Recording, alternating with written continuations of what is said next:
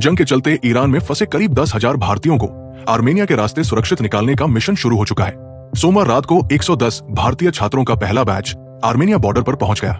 यहां से उन्हें आर्मेनिया के येरेवन एयरपोर्ट ले जाएगा, फिर प्लेन से भारत लाएंगे।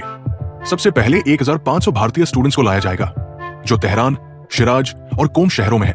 दरअसल ईरान ने कहा था कि विदेशी नागरिक देश छोड़ सकते हैं, इसके लिए उनके जमीनी बॉर्डर खुले हैं। इसके बाद विदेश मंत्री एस जयशंकर ने आर्मेनियाई समकक्ष आरात मिर्जियान से बात की। फिर विदेश मंत्रालय ने भारतीय छात्रों को दूतावास की निगरानी में सुरक्षित जगह शिफ्ट करने की बात कही।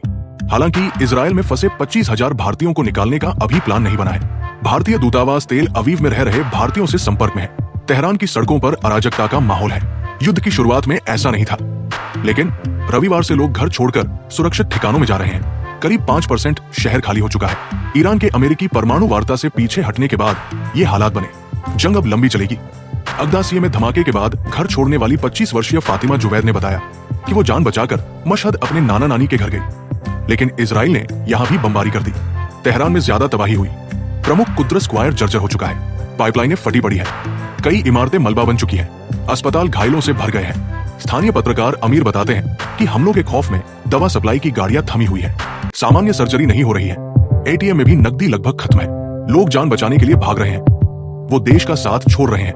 ईरान यदि बातचीत की टेबल पर नहीं लौटता है तो तेहरान सुनसान हो जाएगा।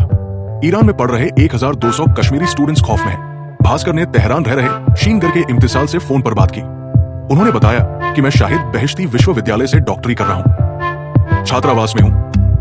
हम सभी 350 कश्मीरी स्टूडेंट्स को बाहर जाने की इजाजत नहीं है। एक वक्त के खाने में दिन गुजार रहे हैं, क्योंकि हॉस्टल में जरूरी राशन की सप्लाई नहीं हो पा रही। अंधेरा होते ही बिजली कट जाती है।